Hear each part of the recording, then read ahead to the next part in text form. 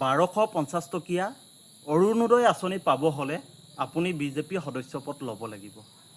এই দম্ভ, এই অহংকাৰ বিজেপিৰ ৰাজ্যিক সভাপতি ভৱেশ কলিতাৰ। তেখেতে এখন ৰাজহুৱা সভাত অংশগ্ৰহণ কৰি কৈছে যে অৰুণোদয় আঁচনি 1250 টকা পাবলৈ হ'লে আপুনি বিজেপি সদস্য হ'ব লাগিব। বিজেপি সদস্যতা আপুনি গ্ৰহণ কৰিব লাগিব। এখন চৰকাৰ আৰু এটা ৰাজনৈতিক দল। বিজেপিৰ ৰাজ্যিক সভাপতি ভৱেশ কলিতা ডাঙৰীয়াই এখন চৰকাৰৰ যি হিতাধিকাৰী টকা বা এখন চৰকাৰে দুখীয়া মানুহক যি সাহায্য প্ৰদান কৰে, হিতাধিকাৰী সৃষ্টি কৰি যি টকা দিয়ে, সেই টকা তেওঁ বিজেপি দলৰ বুলি ভাবিছে নেকি? আমি প্ৰশ্ন কৰিব খুজিছোঁ বিজেপিৰ ৰাজ্যিক সভাপতি ভৱেশ কলিতা ডাঙৰীয়াক, আপোনালোকে দি থকা অৰুণোদয় আঁচনি 1250 টকা আপোনাৰ দেউতাৰৰ সম্পত্তি নেকি? দেউতাৰৰ টকা নেকি? আজি ৰাইজৰ টকাৰে আপোনালোকে চৰকাৰ চলাইছে, লাভবিলাক জীৱন কটাইছে, AC ৰুমত আছে, এটা বিলাসী জীৱন উদযাপন কৰিছে আৰু দম্ভ অহংকাৰে ৰাইজক তুচ্ছ তাচ্ছিল্য কৰি আপোনালোকে ক'ব আহিছে বিজেপি সদস্য হ'লেহে অৰুণোদয় পাব। স্মাৰ্ট মিটাৰ নামত মানুহৰ তেজ শুহি শুহি খাই থকা হৈছে আৰু আপুনি কৈছে 1250 টকাই আপোনালোকে মানুহক কিনি ল'ব।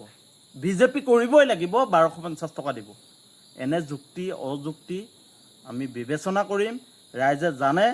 আৰু বিধানসভাত যি প্ৰস্তাৱ হৈছে যে যিসকল BPL মানুহ যাৰ ৰেচন কাৰ্ড আছে সকলোৱে অৰুণোদয় পাব, এই কথাষাৰ আপুনি ৰাইজৰ মাজলৈ নিব লাগিছিল, নিৰপেক্ষতা অৱলম্বন কৰিব লাগিছিল।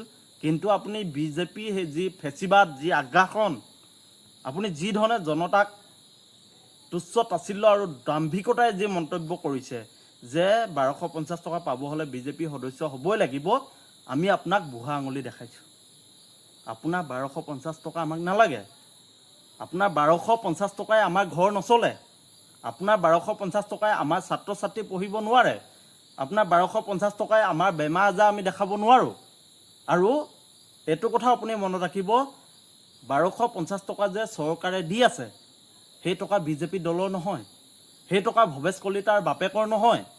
এই কথাষাৰ মনত ৰাখিব। আৰু যি ধৰণে এতিয়া দম্ভ অহংকাৰ হৈছে, আমি এটা কথা মনত পেলাই দিব খোজোঁ যে চগা মৰে পাখি গজি, ভৱেশ কলিতা ডাঙৰীয়া পাখি গজিছে। গতিকে তেখেতে জনসাধাৰণক একেবাৰে নীচ বুলি ভাবিছে, তেওঁ ভৰি তলৰ মাটি বুলি ভাবিছে। গতিকে এনেকুৱা ধৰণৰ কথা কৈছে আৰু তেখেতৰ অজস্ৰ সম্পত্তিৰ পৰা যেন জনতাক দি আছে, জনতাই তেওঁৰ পৰাই পইচা লৈ যেন গোটেই জীৱন নিৰ্বাহ কৰি আছে, এই ধৰণৰ কথাবোৰ তেওঁলোকে ভাবিছে। গতিকে ৰাইজে বিচাৰ বিশ্লেষণ কৰিব। আমি ভৱেশ কলিতা ডাঙৰীয়াই যি বক্তব্য দিলে ইয়াৰ প্ৰতিক্ৰিয়া ব্যক্ত কৰিছোঁ। আমি কৈছোঁ ভৱেশ কলিতাৰ অহংকাৰ হৈছে আৰু অহংকাৰে পতন, এই কথাষাৰ ভৱেশ কলিতা ডাঙৰীয়াই মনত ৰখা উচিত।